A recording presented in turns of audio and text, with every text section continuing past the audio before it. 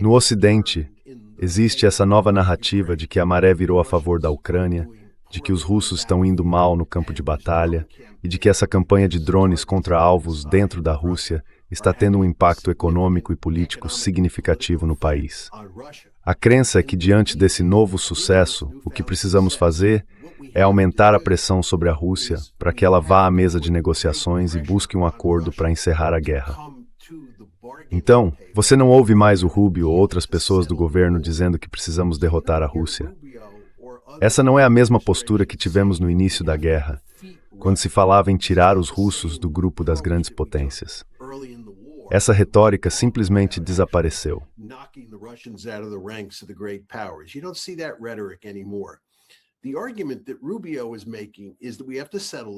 O argumento que o Rubio está fazendo é que a gente precisa encerrar essa guerra. Ela não pode ser resolvida no campo de batalha. Tem que ser resolvida por meio da diplomacia. Mas a única forma de fazer os russos aceitarem algum tipo de acordo diplomático é causar um prejuízo sério para eles, tanto no campo de batalha quanto com essa campanha de drones e mísseis que tem como alvo pontos bem dentro da Rússia.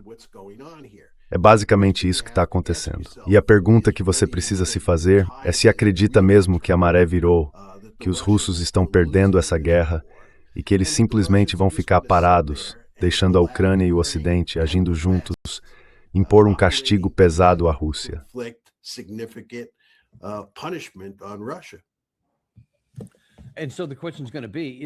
Então a pergunta é, isso vai dar certo?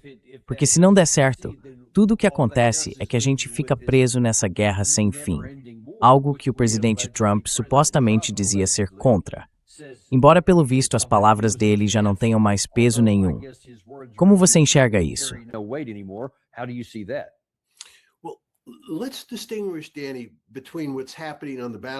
Vamos separar, Dani, o que está acontecendo no campo de batalha do que está acontecendo com essa campanha de bombardeios contra a mãe Rússia. Eu acho que em relação ao campo de batalha, os russos estão realmente vencendo.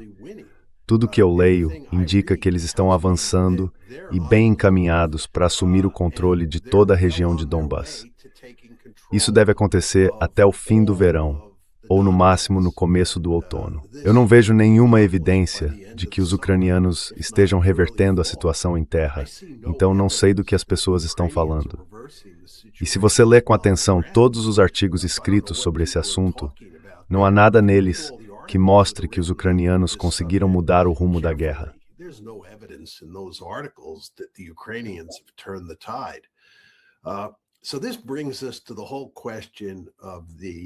Isso nos leva à questão de toda essa campanha de bombardeios em território russo, feita principalmente com drones, mas também com alguns mísseis.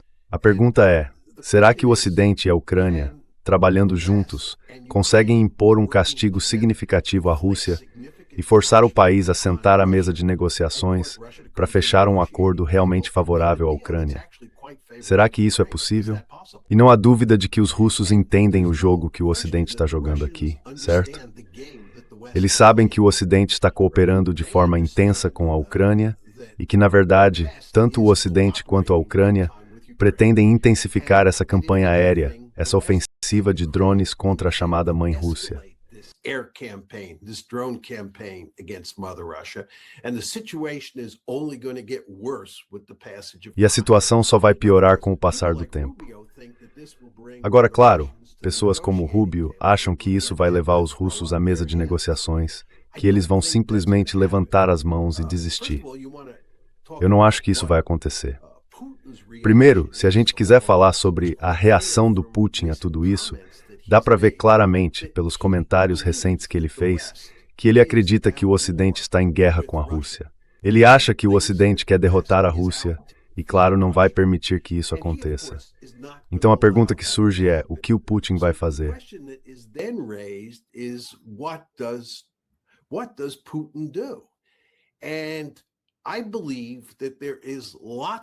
E eu acredito que há muitas evidências de que os russos estão se preparando para atacar alvos militares na Europa com armas convencionais. E se isso não funcionar, eles vão usar armas nucleares. Agora, o Putin, claro, não disse isso abertamente, mas o Sergei Karaganov defendeu esse argumento de forma bem conhecida no Ocidente. E se você lê a mídia russa com atenção, vai ver que há várias pessoas dentro da Rússia que concordam com o Karaganov, dizendo que já passou da hora de os russos tirarem as luvas.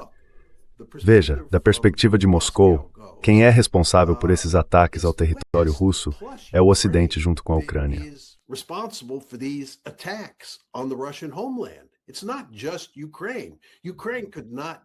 Não é só a Ucrânia.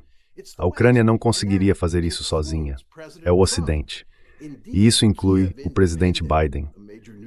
Na verdade, o Kyiv Independent, um dos principais jornais de Kiev, publicou recentemente uma grande reportagem dizendo que o presidente Biden basicamente autorizou essa campanha de bombardeios que a Ucrânia está realizando. E, de fato, o Kyiv Independent afirmou que não se trata apenas dos europeus e dos ucranianos contra os russos. São os ucranianos, os europeus e os americanos contra os russos. O presidente Biden voltou a ficar do lado dos ucranianos. Diante dessa situação, os russos entendem que precisam fazer algo para responder.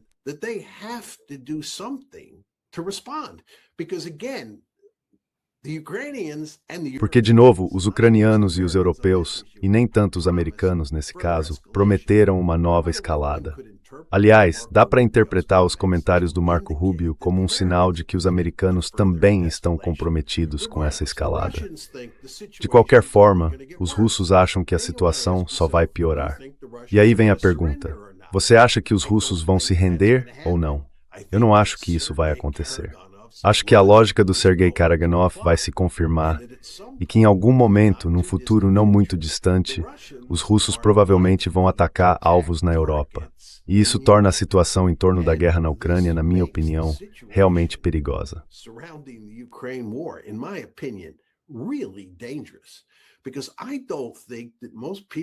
Porque eu acho que a maioria das pessoas no Ocidente, e certamente a maioria das pessoas que trabalham com política externa, não leva a sério a ameaça russa. E, aliás, esse é o argumento do Karaganov. O que ele diz é que a Rússia não conseguiu estabelecer linhas vermelhas com o Ocidente. O Ocidente acredita, e a Ucrânia também, que pode provocar os russos e que eles não vão reagir, que não fariam nada como atacar alvos na Europa. E o argumento do Karaganov, e eu acho que cada vez mais russos pensam assim, é que a Rússia precisa deixar claro que existem linhas vermelhas, precisa estabelecer uma forma de dissuasão, precisa pôr fim a esses ataques contra a mãe Rússia. E segundo ele, só há uma maneira de fazer isso: atacar primeiro alvos na Europa com armas convencionais. E se isso não funcionar, recorrer então às armas nucleares. Pois é difícil acreditar que a gente ainda esteja tendo essa conversa hoje. E eu posso te garantir, posso confirmar exatamente o que você disse, tanto do lado dos Estados Unidos quanto do lado russo. Tem gente, praticamente todo mundo na América e na Europa, e a gente vai ver uma prova disso daqui a pouco, que não acredita que a Rússia tenha qualquer linha vermelha ou que algum dia fosse cruzar essa linha.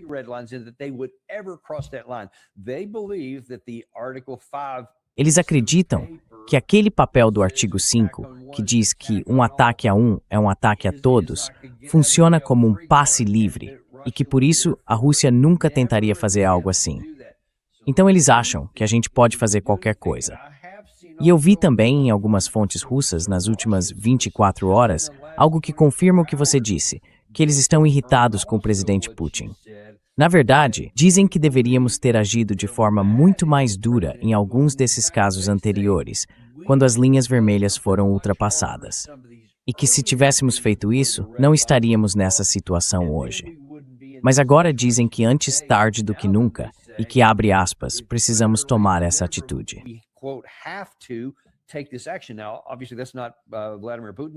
Bom, obviamente, esse não é o Vladimir Putin. Ele não retornou minha ligação, então eu não sei o que ele está pensando, só para deixar claro. Mas eu sei que muita gente do lado russo está pensando dessa forma. Então agora a pergunta é, o que a gente vai fazer a respeito disso? Eu já falei um pouco com você sobre o lado dos Estados Unidos. Agora vamos para o lado europeu. E aí a coisa fica um pouco mais feia. Esse caso aqui é mais constrangedor do que feio, mas também é isso. É o Mark Rutte, na Casa Branca, bajulando o presidente Trump e alimentando toda aquela arrogância dele e o amor que ele tem por expor elogios.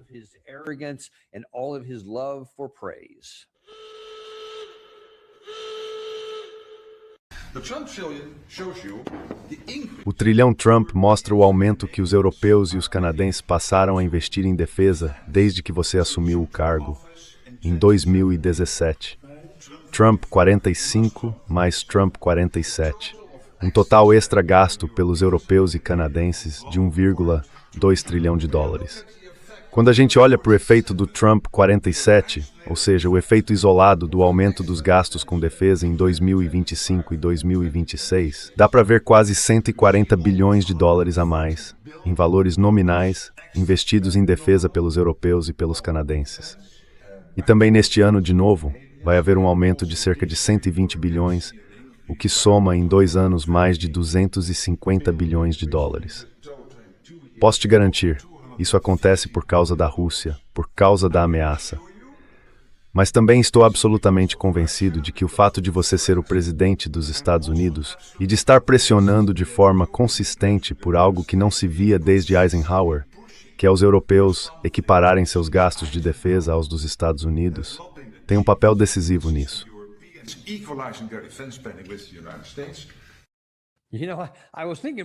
Sabe, eu estava pensando mais no Eisenhower, naquele alerta sobre o complexo militar industrial, que ficou bem evidente ali. Ele talvez quisesse ter acrescentado isso. Você acha que isso vai levar o presidente Trump a seguir mais adiante, naquele caminho que o Rubio mencionou, de apoiar a Ucrânia?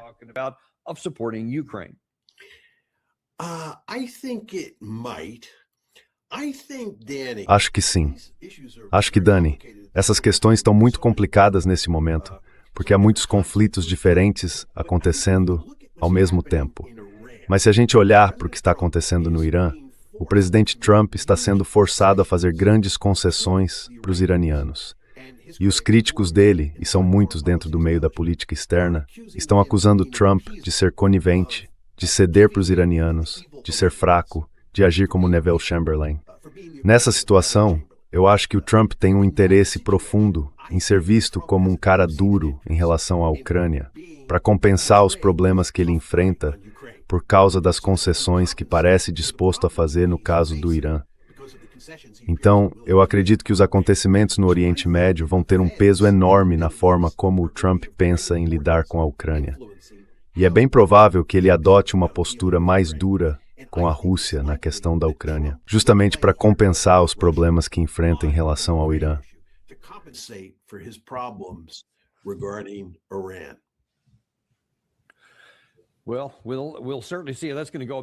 Bom, a gente vai ver como isso vai se desenrolar. Mas isso não pode ser bom, porque simplesmente não é. Quer dizer, você até mencionou isso aí, mas quando a gente olha para toda a munição e as armas que gastamos com a Ucrânia por 4 anos e meio, com Israel por 2 anos e meio, quase chegando a 3 agora, e depois o que usamos aqui, e ainda o que estamos vendendo para outros países pelo mundo, estamos com escassez de munição e armamento. Então talvez seja isso que eles estejam pensando, que vão aumentar os gastos com defesa. Mas John, olha, esse tipo de coisa leva anos para ser reposta, e a gente está longe disso. Por que a gente ainda está hesitando em gastar mais ou mandar mais da nossa munição? Esquece o dinheiro, o que importa mesmo é a munição. E se continuarmos mandando para a Ucrânia, isso vai reduzir ainda mais os nossos recursos. Você não se preocupa com isso?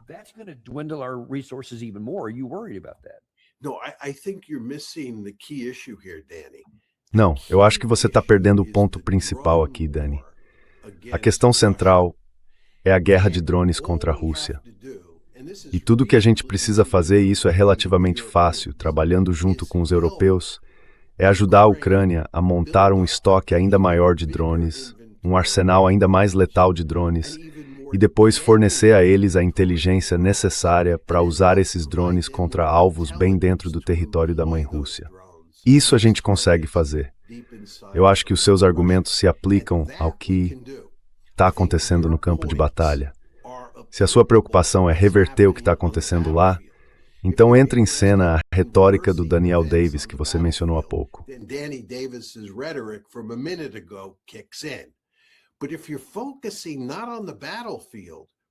Mas se o foco não for o campo de batalha, e sim a guerra dos drones, a história é bem diferente. E é por isso que os russos entendem que, quando o Ocidente e a Ucrânia dizem que a situação já está ruim agora, mas vai piorar muito com o tempo, isso é verdade. O Ocidente e a Ucrânia, trabalhando juntos, podem tornar essa guerra de drones muito mais eficiente, muito mais letal. E isso é um grande problema para os russos, que acreditam, com razão, que aqui não existem linhas vermelhas. Eu não acho que o Trump, assim como os europeus, acredite que os russos vão reagir se a gente continuar aumentando o apoio à Ucrânia nessa guerra de drones.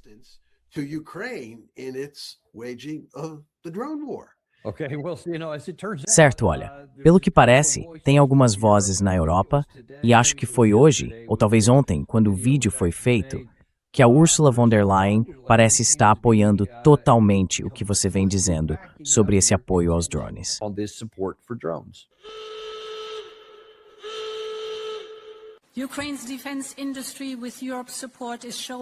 A indústria de defesa da Ucrânia, com o apoio da Europa, está mostrando que pode superar a Rússia em inovação. A Ucrânia agora produz drones em uma escala que iguala e até supera a capacidade de produção russa. E a determinação do povo ucraniano mostrou ao mundo que a sua escolha europeia não pode ser quebrada. Agora, a nossa tarefa é transformar essa escolha em realidade. No começo deste mês, abrimos o primeiro grupo de negociações com a Ucrânia. E esse foi um momento histórico, um reconhecimento do progresso notável que o país já alcançou. E um sinal claro de que o futuro da Ucrânia pertence à nossa família europeia.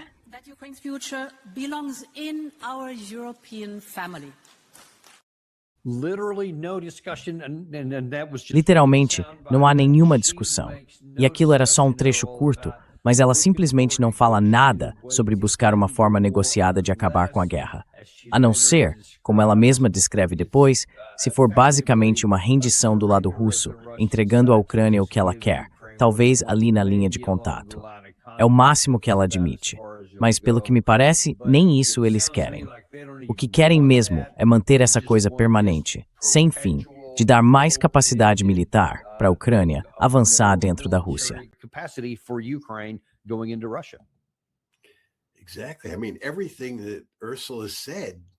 Exatamente. Quer dizer, tudo que a Ursula disse reforça o ponto que eu estava fazendo. E o que a gente precisa fazer é se colocar no lugar do Vladimir Putin e pensar em como ele enxerga esses comentários. E claro, ele acredita, com razão, que a Europa basicamente declarou guerra à Rússia. Essa é a visão de mundo dele. E agora, o que eu e você estamos dizendo é que o Trump está indo nessa direção. Que o Trump, que antes prometeu acabar com essa guerra e parecia que ia ser um grande aliado do Vladimir Putin, está, na verdade, indo no sentido oposto. E eu argumentei que isso provavelmente vai acontecer por causa dos acontecimentos no Irã. Mas, de qualquer forma, o fato é que, do ponto de vista do Putin, os europeus efetivamente declararam guerra contra a Rússia. E, além disso, como a gente já comentou, os europeus, os americanos e os ucranianos não respeitam as linhas vermelhas da Rússia. Então, se você está no lugar do Putin, Dani, o que você faz? Sim, o que você faz?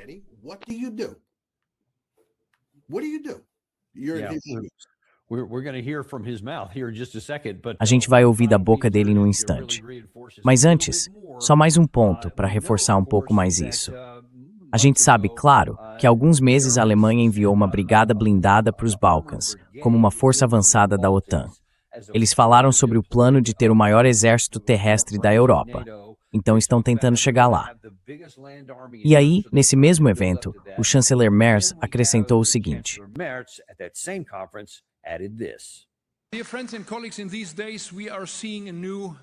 queridos amigos e colegas, nestes dias estamos vendo uma nova dinâmica. A cúpula do G7, o Conselho Europeu da semana passada e o encontro do E5 em Berlim, ontem, enviaram sinais fortes de unidade europeia e transatlântica e de apoio à Ucrânia. A Ucrânia e seu povo corajoso vão prevalecer como uma nação forte e soberana e como um futuro membro da família europeia.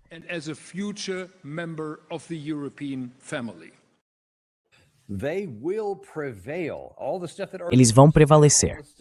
Tudo o que a Ursula disse, tudo o que a Alemanha está fazendo. Quer dizer, de novo, eu volto à sua pergunta sobre o que a Rússia vai pensar disso. Mas deixa eu te fazer uma pergunta específica sobre a Alemanha. O quanto disso é só retórica? Porque você também está olhando para como a Rússia está observando tudo isso. Eles afirmam, muitos, como Mark Rutte e outros, até na Alemanha e na França, que a gente pode estar em guerra com a Rússia por volta de 2029 ou 2030 e por isso estão se preparando. Mas será que eles realmente... Você acha que a Alemanha vai ter até 2030 capacidade militar suficiente para ser uma força de verdade, com exército, força aérea, drones, mísseis e tudo mais, a ponto de representar uma ameaça real para a Rússia?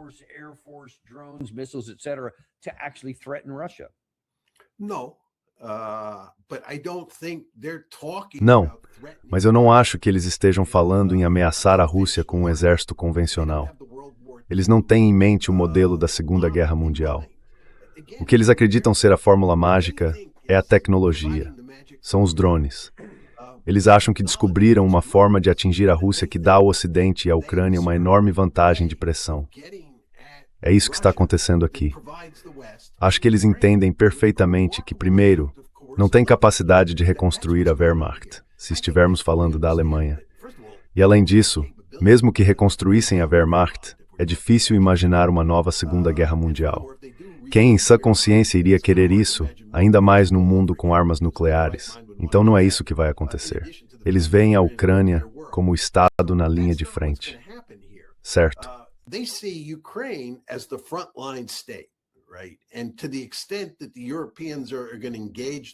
E na medida em que os europeus vão se envolver militarmente com os russos, eles não querem fazer isso em território alemão ou polonês. Eles querem fazer isso em território ucraniano. E acham que o ponto principal é conseguir se manter no campo de batalha. Lembre-se, eu disse que os russos estão vencendo no campo de batalha, não tenho dúvida nenhuma disso. Mas eles estão vencendo devagar. E o pessoal no Ocidente acha que pode realmente travar os russos no campo de batalha, de modo que eles nem consigam vencer devagar.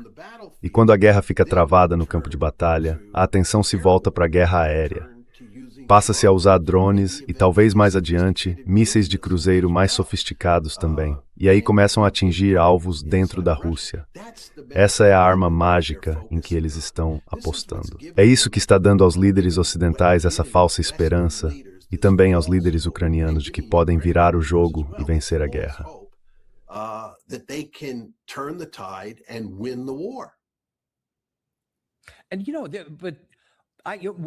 E sabe o que se passa na cabeça do Ocidente? Vou fazer essa pergunta em duas partes. Primeiro, por que eles acham que usar tecnologia, drones e essas coisas vai fazer a Rússia se render se isso não funcionou na Ucrânia? Porque eles já foram alvo de uma quantidade enorme de drones de longo alcance, drones FPV, drones com fibra óptica, de todo tipo, e nada disso fez com que se rendessem. É uma operação gigantesca que já dura anos. Então, por que a gente acha que mais alguns drones vindos do Ocidente fariam a Rússia, que é muito maior, se render?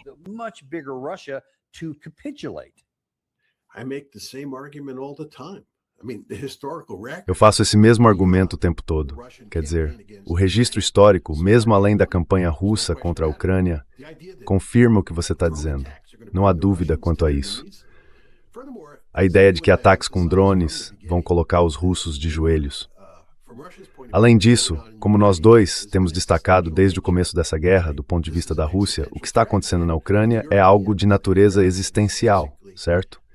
É uma ameaça existencial. E quando os europeus e os americanos se alinham totalmente com a Ucrânia e fazem parecer que vão integrar o país à arquitetura de segurança ocidental, isso na verdade só aumenta o medo russo.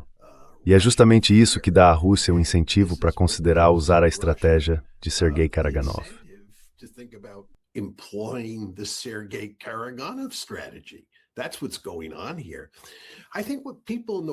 É isso que está acontecendo aqui.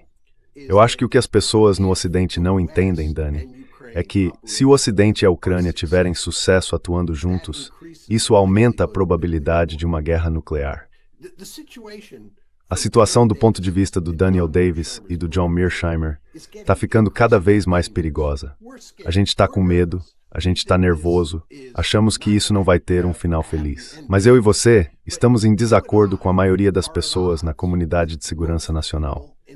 Elas acham que dá para simplesmente bater de frente com os russos, ignorar o que eles consideram linhas vermelhas, que na visão deles são limites inegociáveis, mas que na verdade não são, e forçar os russos a ceder na mesa de negociação às exigências da Ucrânia e do Ocidente. Essa é a visão de mundo aqui.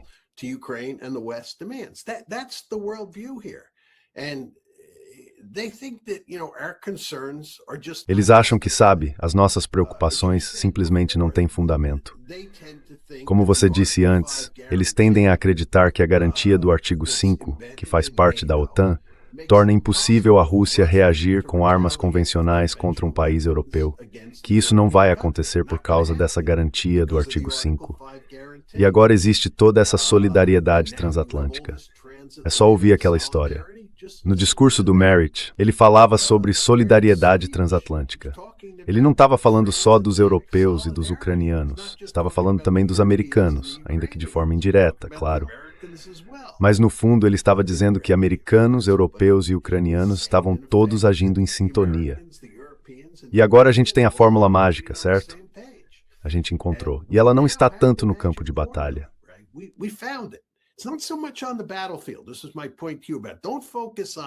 O que eu quero dizer é o seguinte: não foque em tanques e artilharia. Isso não é o principal. O que importa são os drones. E, aliás, os drones fazem toda a diferença no campo de batalha. A visão deles é que os drones são o grande fator de equilíbrio na guerra. Mas, na verdade, eles são só isso, um fator de equilíbrio. Onde o Ocidente e a Ucrânia realmente vencem é nos ataques contra a mãe Rússia. E aí, Dani, a gente já causou bastante dano. Mas é importante entender que dá para aumentar muito a pressão. Podemos fornecer muito mais drones para os ucranianos. Podemos dar drones cada vez mais sofisticados e letais.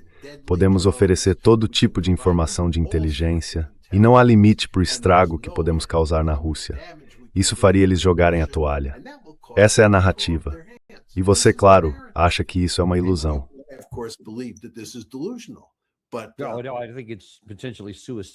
Não, eu acho que isso é potencialmente suicida, porque estamos dizendo que queremos que os russos ajam de um jeito que nós mesmos nunca agiríamos, que só por causa de uma linha em algum lugar, ou de algo escrito num documento, num pedaço de papel, haveria algum tipo de respeito, e que vamos permitir que um país estrangeiro, uma potência nuclear ou uma aliança, ataque impunemente fábricas americanas e o que mais quiser, e nada vai acontecer. Porque, para mim, isso é praticamente empurrar o Vladimir Putin para um canto. Ainda mais depois do que a Ursula von der Leyen disse, que eles vão realmente fazer toda essa parte tecnológica para ajudar mais gente. Essas fábricas, aliás, foram citadas nominalmente pelos russos como alvos. E me parece que estamos empurrando a Rússia para uma posição em que ela vai acabar atacando esses alvos. E aqui está, na verdade, o que eu disse há pouco. Deveremos deixar o Vladimir Putin falar por si mesmo. Não moquet era deste sentimento.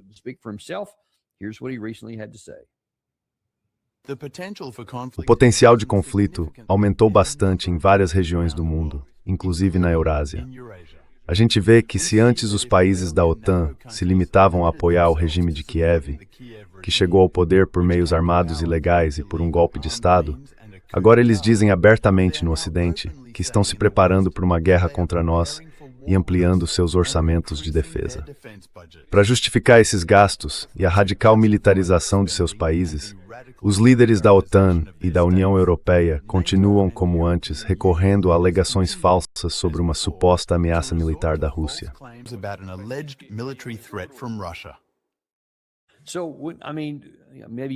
Então, talvez você já tenha respondido essa pergunta, mas até que ponto você acha que o Putin vai permitir que esse tipo de ataque continue atingindo o país dele? As maiores cidades, Moscou, São Petersburgo, Voronezh, sendo que, ao que tudo indica, foi mesmo um míssil britânico Storm Shadow, ou seja, voltaram a usar esse tipo de armamento. Quanto tempo mais ele vai esperar antes de realmente fazer algo como o que você descreveu?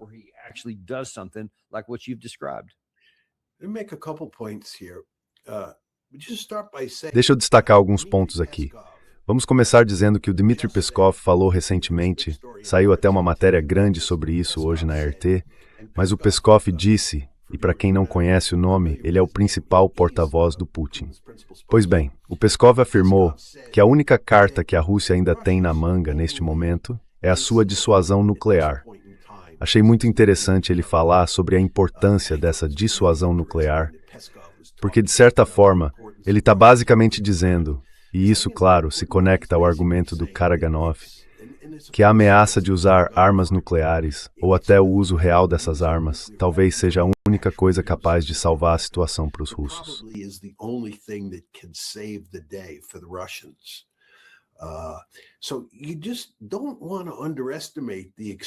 Então, a gente não pode subestimar o quanto os russos entendem que estão envolvidos numa luta de vida ou morte e que as armas nucleares são o trunfo deles. É importante ter isso em mente. Agora, sobre o Putin e até onde ele está disposto a ir, eu acho que, em parte, Daniel, muita coisa depende do que acontecer na guerra em terra. Como eu te disse, eu acho que os russos estão claramente vencendo e tudo indica que vão conquistar toda a região de Donbas. Eles já controlam Luhansk, toda Luhansk, e eu acredito que até agosto, no fim do verão ou começo do outono, eles terão também todo o território de Donetsk. Então eles estão indo bem. Mas mesmo assim o avanço é lento. So they're doing well, but nevertheless, the progress is slow. There's just no question about that. And if you have progress, não há dúvida nenhuma sobre isso. E se o progresso no campo de batalha continuar lento, enquanto a campanha de drones segue se intensificando, isso pode colocar o Putin numa posição em que ele se sinta obrigado a fazer algo que envolva atacar a Europa, mais cedo ou mais tarde. Agora, se de repente os russos começarem a ter grandes vitórias no campo de batalha, digamos, no próximo mês, isso provavelmente vai influenciar a forma como Putin enxerga a guerra dos drones. Ele pode acabar preferindo não agir de forma decisiva tão rápido nesse aspecto. Então eu acho que o que acontece no campo de batalha está ligado ao que acontece na guerra dos drones. A guerra dos drones e a guerra no campo de batalha estão conectadas uma à outra.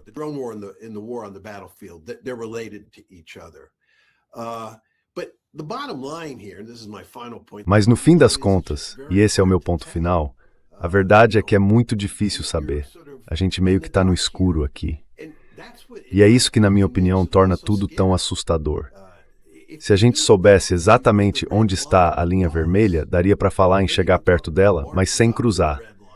Só que o problema é que a gente não sabe onde está a linha vermelha do Putin. Fica bem claro pelo que o Peskov disse e pelo trecho que você mostrou do Putin falando, que eles estão traçando uma linha vermelha, deixando claro que já chega. Mas onde exatamente essa linha está, é difícil dizer. Só que para reforçar o que eu já disse, parece que a gente age como se não existisse linha vermelha nenhuma. A gente acha que pode simplesmente empurrar os russos para onde quiser.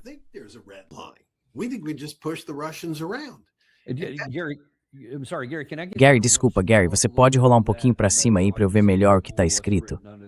Porque a forma como você colocou isso aqui, para mim, é bem importante. Dissuasão nuclear. Única força que impede a dissuasão. Para mim, pelo que entendo, isso soa um pouco como algo que o Karaganov já disse, que esse seria um jeito de evitar a guerra.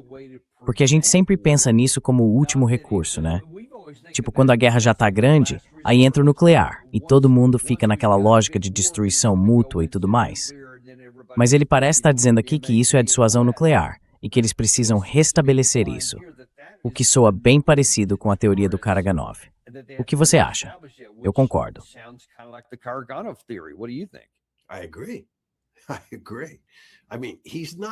Concordo. Quer dizer, ele não é tão claro quanto o Karaganov. Então a gente precisa interpretar um pouco o que ele diz, como você está fazendo e como eu também estou. Mas eu não acho que exista muita diferença entre ele e o Karaganov.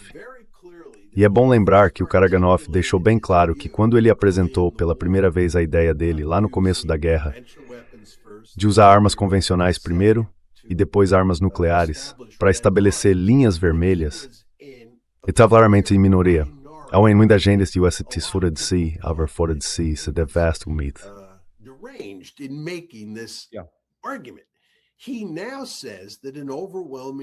Ele diz agora que a grande maioria dos russos com quem ele conversa, pessoas ligadas à área de política externa da Rússia, concorda com ele. E se você olhar o que o Peskov disse, o que o Putin disse, o Medvedev também, acho que há muitas evidências de que estamos brincando com fogo aqui. E olha, só para falar da mídia por um instante, o que é impressionante no que está acontecendo com a mídia americana é que o assunto que a gente está discutindo, e que nos assusta profundamente, quase não recebe atenção na grande imprensa. Pois é, não é que receba pouca atenção, é que praticamente não recebe nenhuma. É. O que é que chama toda a atenção? O argumento de que os ucranianos viraram o jogo, que os russos estão em desvantagem. Sabe, é só a gente aumentar a pressão sobre eles que vão acabar indo para a mesa de negociações. Você ouviu o Marco Rubio no trecho que foi exibido antes. É isso que a gente escuta o tempo todo na grande mídia. O New York Times e o Wall Street Journal estão cheios de matérias dizendo que a maré virou e que agora temos uma arma milagrosa. Todo mundo está exaltando os efeitos poderosos e devastadores desses ataques de drones contra a mãe Rússia e destacando que isso é algo bom, que está funcionando a favor da Ucrânia. Está funcionando a favor do Ocidente. É disso que se fala. Sim. E eu acho que isso, se é que serve para alguma coisa, só incentiva os ucranianos e os líderes ocidentais a saírem por aí e intensificarem os ataques contra a mãe Rússia. E o que eu e você estamos dizendo é que isso é brincar com fogo.